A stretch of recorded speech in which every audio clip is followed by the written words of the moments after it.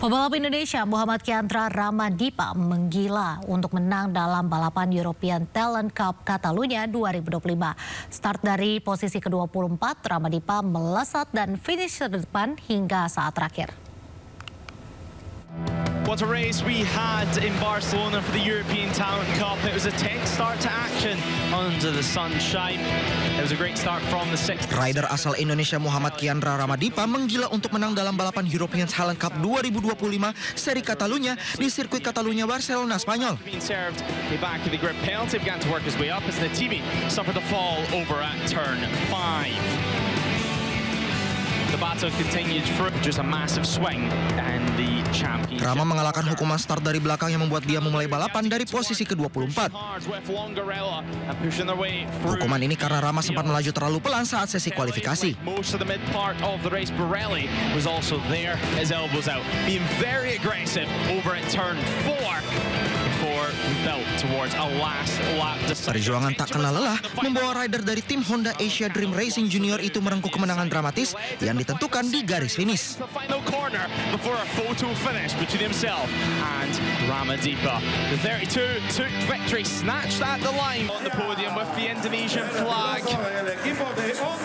Menjalani debut perdananya di European Talent Cup 2025, rider kelahiran 4 Desember tahun 2009 itu sudah meraih 3 podium. Rama kini bertengger di posisi ketiga di bawah Carlos Cano dan Fernando Bujosa. Rama telah mengantongi 129 poin atau berselisih 26 poin dari sang pemuncak klasemen sementara para rider. Badan Pengelola Investasi Danantara memastikan penggunaan modal untuk waste to energy akan berasal dari dana Patriot Bond. Proses tender mitra kerja sama Badan Usaha Pengembangan dan Pengelola Proyek Pengolah Sampah menjadi energi listrik akan dimulai pada tanggal 6 November 2025. Badan Pengelola Investasi Danantara menyatakan proses tender Badan Usaha Pengembangan dan Pengelola Proyek Pengolah Sampah menjadi energi listrik atau waste to energy di 7 kota akan dimulai pada tanggal 6 November 2025 yang meliputi Bali, Bogor, Yogyakarta, Tangerang, Semarang, Medan, dan Bekasi. Chief Investment Officer Danantara Pandu Syahrir mengatakan, Danantara yang berperan sebagai salah satu penyuntik ekuitas waste to energy ini akan menyuntikkan 30% modal yang berasal dari Patriot Bond. Sementara 70%-nya lagi akan berasal dari pinjaman perbankan, baik itu perbankan dalam negeri maupun luar negeri.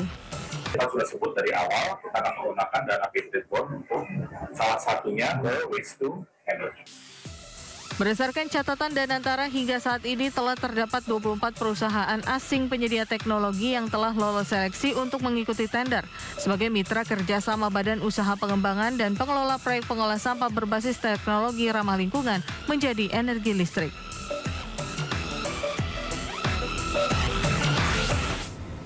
Kementerian Energi dan Sumber Daya Mineral menargetkan penggunaan biodiesel 50% atau B50 akan bisa dilakukan pada semester 2 tahun 2026.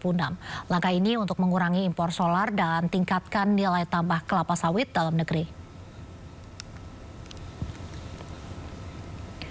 Sekretaris Jenderal Kementerian SDM Ahmad Eradi Yustika menyebut pemerintah menargetkan implementasi bahan bakar minyak jenis solar dengan campuran bahan bakar nabati biodiesel berbasis minyak sawit sebesar 50% atau B50 akan berjalan pada semester 2 tahun 2026 mendatang.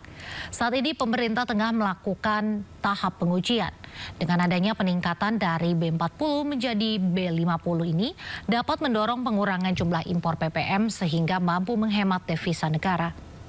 Selain itu, pemerintah juga akan memperhitungkan secara utuh keseluruhan peta kebutuhan dan ketersediaan bahan baku B50 yakni sawit. Mengingat sawit sendiri dimanfaatkan di berbagai sektor. Pemerintah memang merencanakan untuk menaikkan dari B40 ke B50. Tetapi itu sekarang kan masih pada tahap pengujian. Rencananya kalaupun nanti akan eksekusi pelaksanaannya B50 itu kemungkinan baru semester 2 tahun 2026. Semester kedua ya, dari setelah Juni artinya. Tapi akan dilihat secara utuh tentang keseluruhan peta kebutuhan dan ketersediaan bahan bakunya.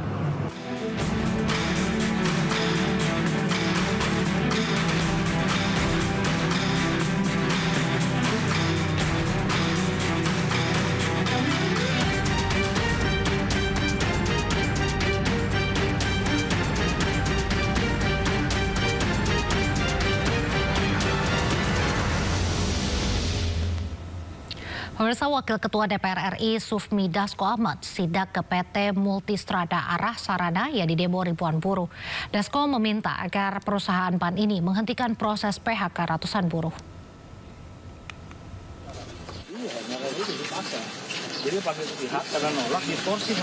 Wakil Ketua DPR RI Sufmi Dasko Ahmad bersama jajaran menggelar inspeksi mendadak ke pabrik ban PT Multistrada Arah Sarana di Cikarang, Kabupaten Bekasi, Jawa Barat.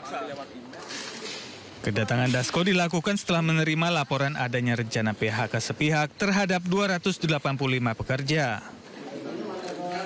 Dalam kunjungan tersebut, Ketua Satgas Perlindungan Pekerja DPR RI ini menyebut pihaknya datang untuk membantu komunikasi antara pekerja dan manajemen perusahaan.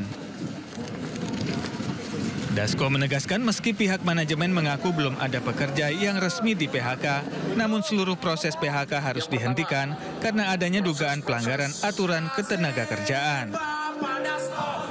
Ada dua hal. Yang pertama bahwa proses PHK tentunya mengacu pada perjanjian kerja bersama. Kemudian yang kedua, apabila perundingan telah melalui tahapan perjanjian kerja bersama itu sudah dilalui, apabila terjadi PHK yang tidak bisa dihindari, itu harus juga mengikuti aturan ketenagakerjaan yang berlaku, itu aja. Dan pihak dari PT Strada berjanji akan menyampaikan ke owner perusahaan, dan kami minta bahwa sejak saat ini proses-proses PHK tidak dilanjutkan dulu. Proses-proses PHK harus mengacu pada perjanjian kerja bersama dan ketentuan tenaga kerja yang berlaku. Kehadiran Wakil Ketua DPR RI Sufmi Dasko Ahmad dan anggota Komisi 9 DPR RI menunjukkan bahwa negara hadir melindungi pekerja. Sementara itu, KSPSI yang didukung oleh pimpinan DPR RI turun langsung ke lokasi untuk mendengarkan aspirasi buruh.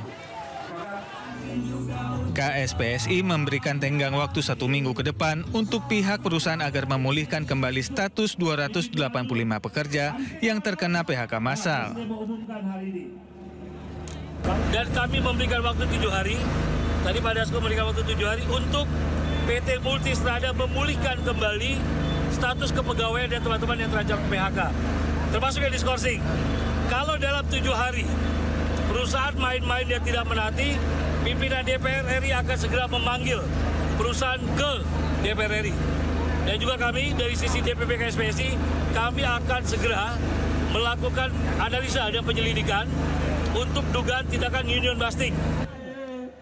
KSPSI akan terus memantau kepatuhan perusahaan terhadap kesepakatan yang telah dibuat. Dari Kabupaten Bekasi, Jawa Barat, Tim Liputan iNews melaporkan. Pemirsa, aksi menggemaskan kembali datang dari Bobi Kertanegara, kucing kesayangan Presiden Prabowo Subianto. Bobi tiba-tiba mendapat salam olahraga saat bertemu dengan kucing selebritas Pororo.